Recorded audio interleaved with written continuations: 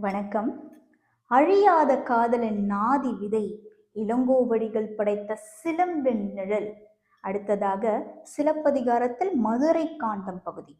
கோவலனின் மனைவி கண்ணகியின் அழகு, நாணம், தெய்வீகத்தன்மையை வர்ணிக்கும் பகுதி.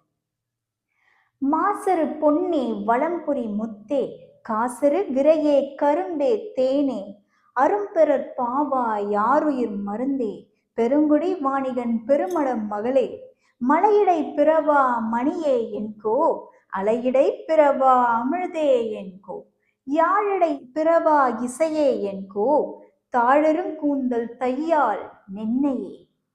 விளக்கம் கவிதை பாணியில்.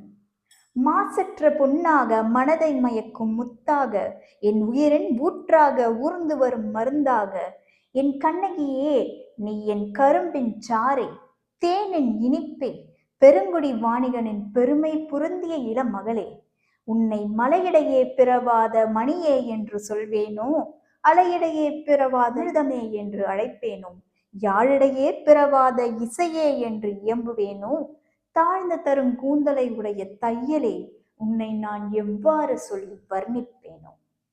கண்ணகி தாழரும் கூந்தல் தையாள். அவள் ஒரு பெண்ணல்ல, தமிழின் தெய்வம், அழகின் உயிர்மொழி. நன்றி.